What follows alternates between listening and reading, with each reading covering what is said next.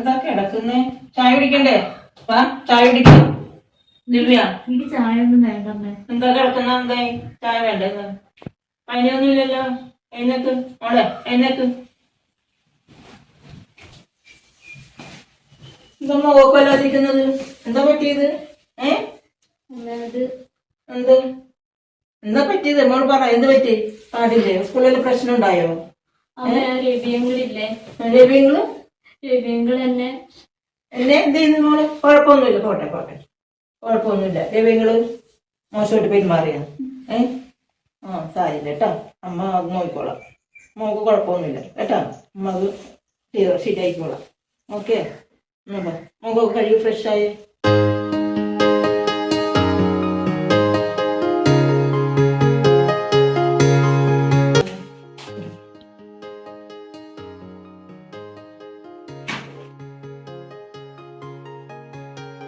ഇങ്ങനത്തെ സംഭവം എനിക്ക് ഒത്തിരി വിഷമമായിട്ടാ. ഇതിനാണങ്ങളൊന്നും കാര്യമായിട്ട് സംസാരിച്ചിട്ടില്ല. സീരിയസ്നെസ് ഞാൻ അവളോട് പറഞ്ഞിട്ടില്ല. മായ തന്നെ ഒന്ന് വിളിച്ച് അവളോട് സംസാരിക്കും കേട്ടോ. ഞാൻ മോളെ വിളിക്കട്ടെ? അവിടെ വിളിച്ചോളൂ. പിന്നെ ലിസി ഒന്നുകൊണ്ട് പേടിക്കണ്ട, ഇത് നമുക്ക് നിയമപരമായി തന്നെ മുന്നോട്ട് പോകാം. എല്ലാ സൊല്യൂഷനും നമ്മുടെ കയ്യിൽ തന്നെയുണ്ട്. ശരിയാണ്, നമുക്ക് ഏതായാലും അങ്ങനെ നമുക്ക് പോകാം കേട്ടോ. ഞാൻ ദിവ്യനെ വിളിക്കട്ടെ. ദിവ്യ മോളെ, നോക്കേ.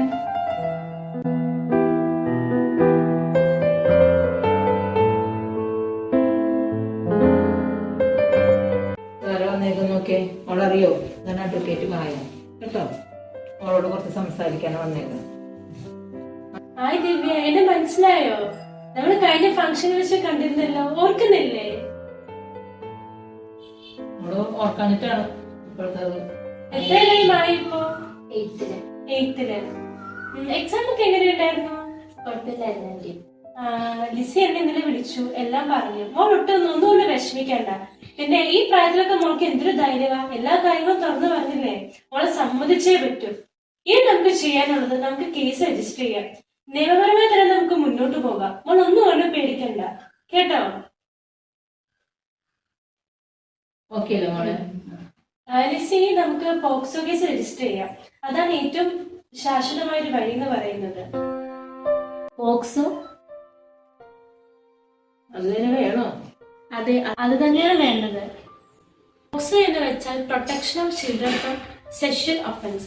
അതായത് അയാൾ മോളോട് മോശമായ രീതിയിലല്ലേ സംസാരിച്ചതും പെരുമാറിയതൊക്കെ. അപ്പൊ അയാൾക്കെതിരെ നിയമപരമായി നമുക്ക് മുന്നോട്ട് പോകണ്ടേ? അതിനു വേണ്ടിയിട്ടാണ് പോക്സോ എന്ന നിയമം പറയുന്നത്.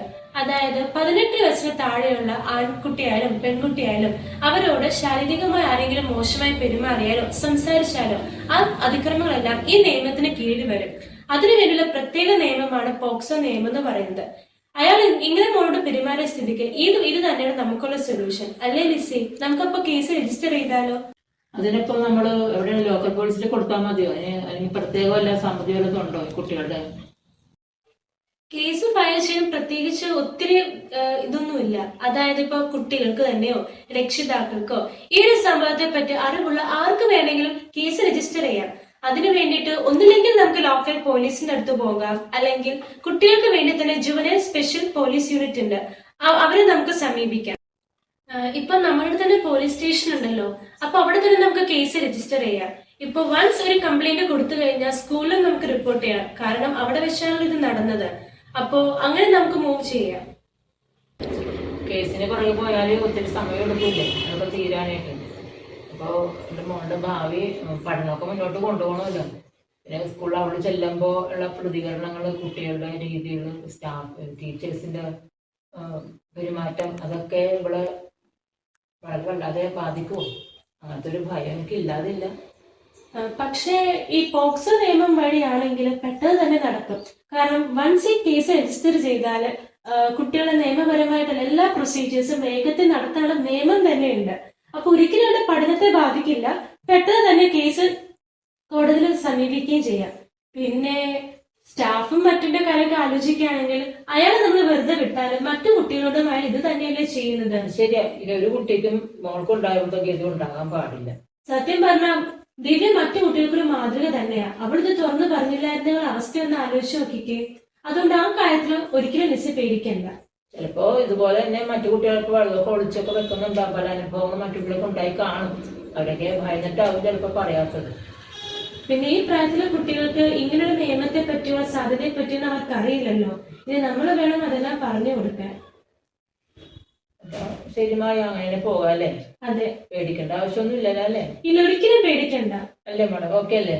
നമുക്ക് അങ്ങനെ തന്നെ പോകാം അല്ലേ? ലിസി ഒന്നുകൊണ്ടും പേടിക്കണ്ട.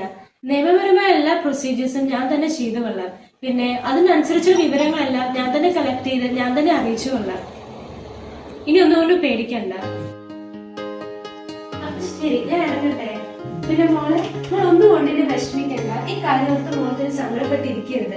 നീ പഴയതുപോലെ സ്കൂളിലൊക്കെ പോണം, ക്ലാസ്സിലൊക്കെ ചെന്ന് നന്നായിട്ട് പഠിച്ചോളാം. കേട്ടല്ലോ? ശരി എന്നാ ലിസി, ഞാൻ ഇതിന്റെ ബാക്കിയുള്ള കാര്യങ്ങളൊക്കെ അറിയിക്കാം. ഓക്കെ.